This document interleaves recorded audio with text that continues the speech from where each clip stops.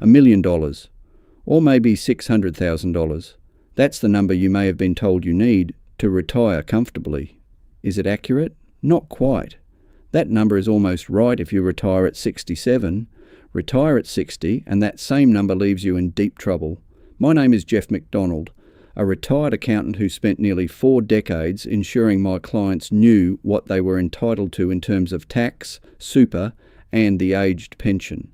These days I spend my time sharing my knowledge to ensure ordinary Australian taxpayers keep every dollar that they're entitled to.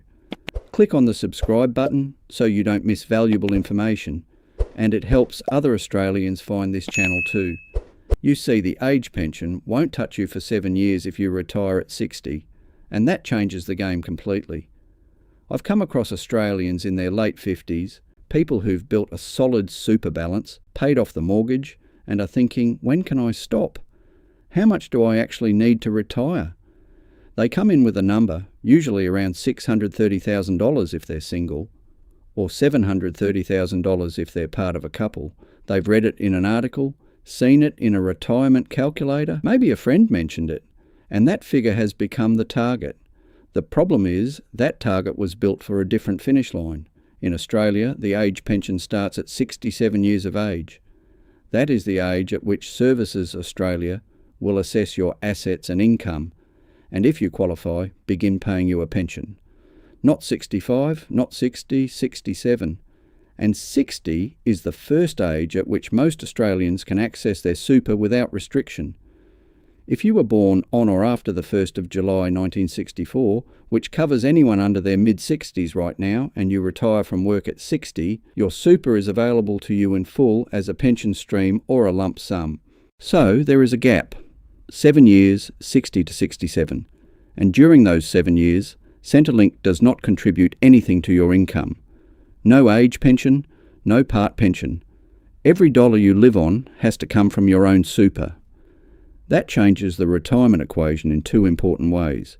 The first is that your super has to carry the entire income load by itself. The standard retirement figures, the ones ASFA publishes, and that most calculators are based on, assume you retire at 67 and draw a combined income from your savings and a part age pension. As your balance falls over time, the pension rises to partially compensate. Your super and the government payment work together to sustain the lifestyle. Retire at 60 and you lose that partnership for 7 full years. Your super is doing all the work alone. The second is that 7 years of compulsory contributions won't be going in. Your employer's 12% stops the day you finish work. For someone earning $75,000 a year, that's $9,000 a year that was flowing into super and now won't be. Over 7 years before accounting for any investment growth, that's $63,000 that never arrives. For someone on a higher salary, it's considerably more. Neither of these is a reason not to retire at 60. They're reasons to go in with the right number rather than the standard one. So, what does the correct number look like? Let me walk through it the way I'd do it with a client. Take Janine.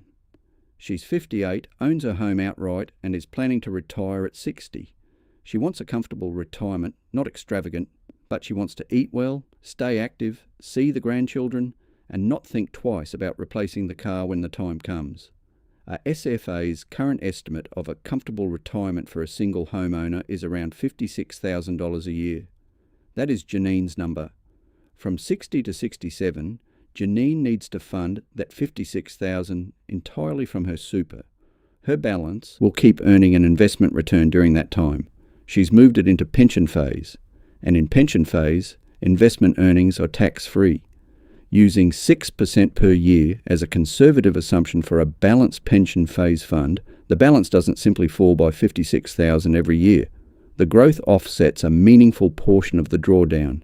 If Janine starts retirement at 60 with $730,000, here is how her balance moves over those 7 years. End of year 1, approximately $718,000. End of year 2, $705,000. End of year 3, $691,000. End of year 4, $677,000. End of year 5, $661,000. End of year 6, $645,000. End of year 7, $628,000. At 67, Janine arrives at the age pension with around $628,000 in her account, almost exactly in line with ASFA's target for a comfortable single homeowner at that age. From that point, a part-age pension starts to provide support, and the drawdown rate on her super eases considerably. $730,000 at 60, that is Janine's number. Compare that to the $630,000 she might have read online. That figure is not wrong. It is the answer to a different question. It is what Janine needs if she retires at 67.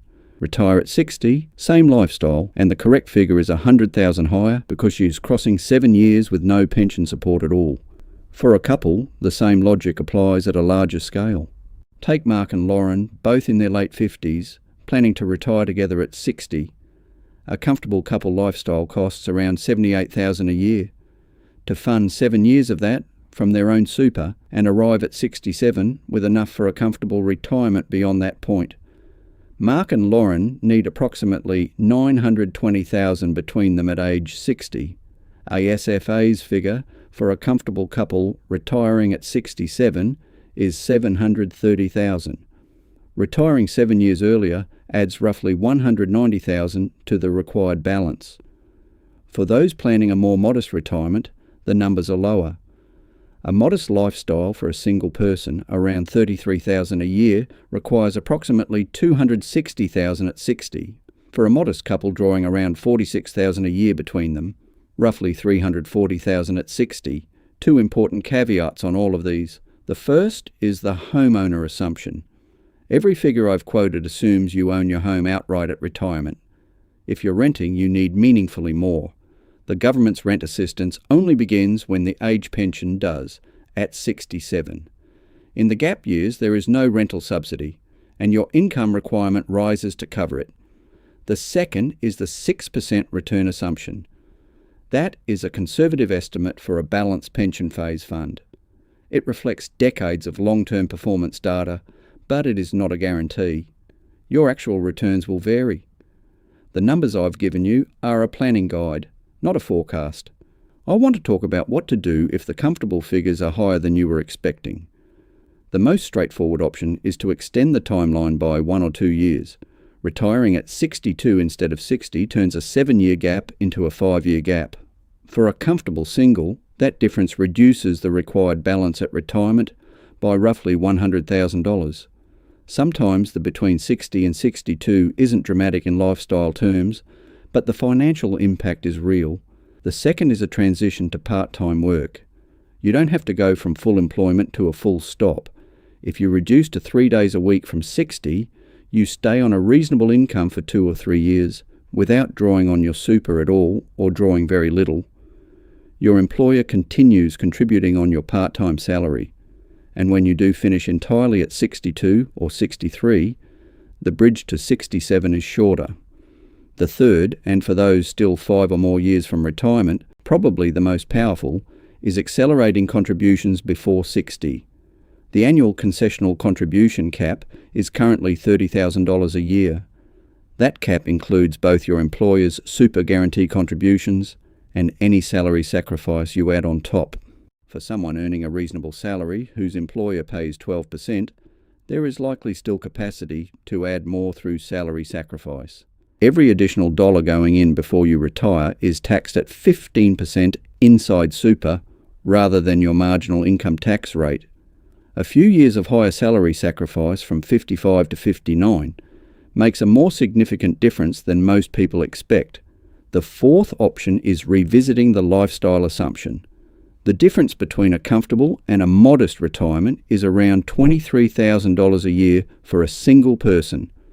I'm not suggesting you plan for less than you genuinely need, but once you're no longer commuting, maintaining a work wardrobe, paying for lunches out, and keeping pace with full-time working life, actual expenses in retirement often land lower than the theoretical number.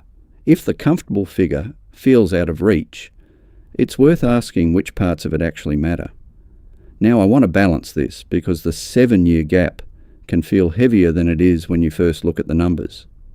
The tax treatment of super from age 60 is a genuine advantage. Once you retire and move your balance into an account-based pension, Investment earnings inside the fund are tax-free, not 15% as in accumulation phase, 0. On a balance of $700,000 earning 6%, that difference represents around $6,300 a year, staying in the fund rather than going to the ATO. Compounded over 7 years of retirement, that is a meaningful amount of additional growth. Your pension drawdowns are also tax-free. The $56,000 a year Janine draws from her account-based pension hits her bank account with no income tax applied.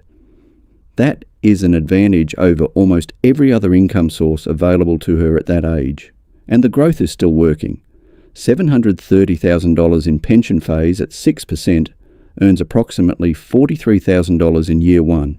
Janine draws $56,000 and earns back $43,000. The net reduction in her balance in year 1 is only about $13,000. The balance holds up well in the early years. It falls more quickly later as the balance itself becomes smaller, but by then the age pension is providing meaningful support. The 7 years is not a cliff, it's a bridge. It has a known end date. That is different from the open-ended uncertainty of not knowing when your money runs out. If Janine has $730,000 at 60, she knows with reasonable confidence that she will reach 67 in good shape. I'll close with 3 steps. If you're more than 5 years from 60, salary sacrifice is the most efficient tool available to you right now. Contributions into super are taxed at 15% rather than your marginal rate, and the compounding over 5 or more years before you retire can close a meaningful gap between where you're tracking and where you need to be. Check whether your current employer contributions, plus any salary sacrifice, are approaching the annual concessional cap. If they're not, there's room to move. If you're within 3 to 5 years of 60, run your projection now. Your super fund will show a projected balance at your planned retirement age in your annual statement or online account. Compare that projected figure to the relevant number from today, $730,000 for a comfortable single, $920,000 for a comfortable couple. If there is a gap, you know the size and you have time to decide how to respond. If you're already in your early 60s and the decision is close, the most important conversation to have is about the transition into pension phase. When to make the switch from accumulation, how to structure your income stream, and how to position your assets well in advance of the Centrelink assessment at 67. The Financial Information Service through Services Australia is a free, independent service. If you want modelling specific to your numbers, a licensed financial advisor can do that. The super number for retiring at 60 is higher than most Australians realise, but it is a plannable number.